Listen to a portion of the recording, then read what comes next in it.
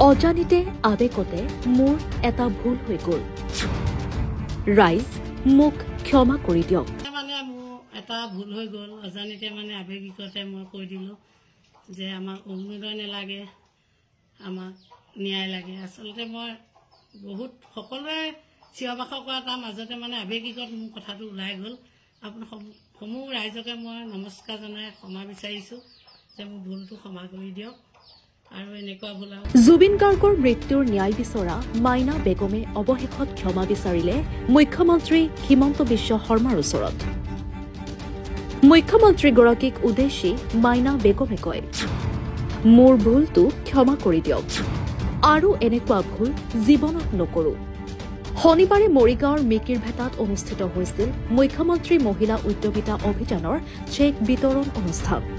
এই অনুষ্ঠানত মুখ্যমন্ত্ৰীৰ সন্মুখতে জুবিন গাৰ্গৰ মৃত্যুৰ ন্যায় বিচাৰি চিঞৰি উঠিছিল কেইগৰাকীমান মহিলাই মুখ্যমন্ত্ৰীক চিঞৰি চিঞৰি মহিলা কেইগৰাকীয়ে কৈছিল আমাক অৰুণোদয় নালাগে আমাক জুবিনদাৰ ন্যায় লাগে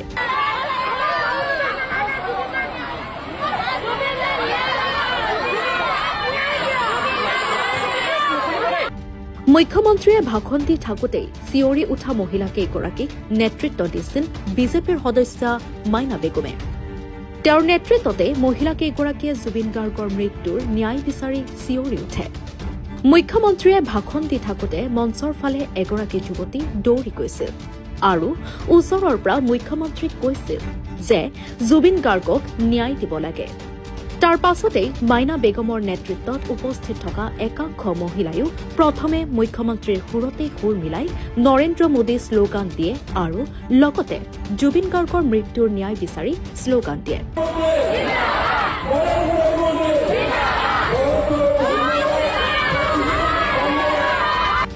এই বাতৰি সংবাদ মাধ্যমকে ধৰি সামাজিক মাধ্যমত প্ৰচাৰ হোৱাৰ পাছতেই একাংশ বিজেপি কৰ্মীয়ে লক্ষ্য কৰি লয় জুবিন গাৰ্গৰ ন্যায় বিচৰা এইসকল মহিলাক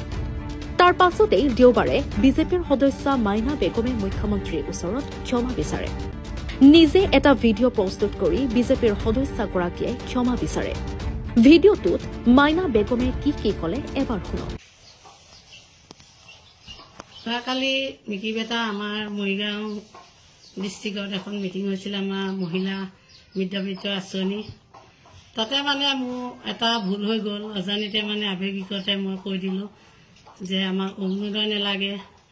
আমাক ন্যায় লাগে আচলতে মই বহুত সকলোৱে চিঞৰ-বাখৰ কৰা তাৰ মাজতে মানে আবেগিকত মোৰ কথাটো ওলাই গ'ল আপোনাৰ সমূহ ৰাইজকে মই নমস্কাৰ জনাই ক্ষমা বিচাৰিছোঁ যে মোৰ ভুলটো ক্ষমা কৰি দিয়ক আৰু এনেকুৱা ভুল আৰু জীৱনত নকৰোঁ নমস্কাৰ কালি আমাৰ মৰিগাঁও মিকিৰভেটাত এখন মিটিং হৈছিলে মহিলা উদ্যমিতা আঁচনি তাত মানে মিটিঙত গৈছিলোঁ মই গৈ আমাৰ মুখ্যমন্ত্ৰী ছাৰ আহিছিলে ছাৰক মই মানে নৰেন্দ্ৰ মোদীও জিন্দাবাদ দিছোঁ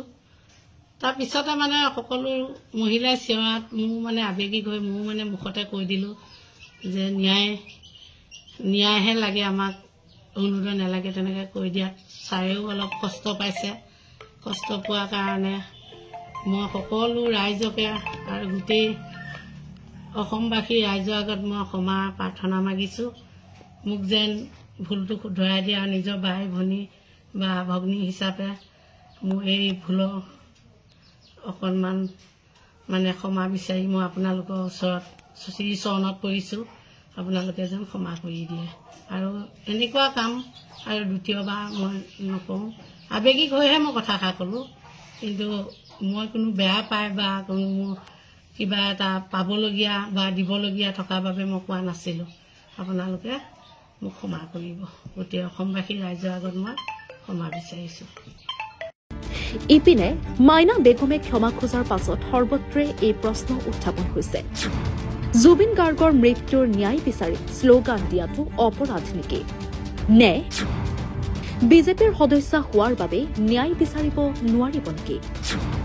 কিয় টাৰ্গেট কৰা হ'ল জুবিন গাৰ্গৰ মৃত্যুৰ ন্যায় বিচৰা মহিলাসকলক যি সময়ত বিজেপিয়ে জুবিন গাৰ্গৰ মৃত্যুৰ ন্যায় বিচাৰি ময়ো জুবিন অনুৰাগী আমিও জুবিন অনুৰাগী শ্লোগান দি ৰাজপথত সমদল উলিয়াইছে তেনে সময়ত এগৰাকী সাধাৰণ বিজেপিৰ সদস্যা মাইনা বেগমে মুখ্যমন্ত্ৰীৰ সন্মুখত জুবিন গাৰ্গৰ মৃত্যুৰ ন্যায় বিচাৰি শ্লোগান দিয়াটোৰ বাবে ক্ষমা খুজিবলৈ বাধ্য হোৱাটোৱে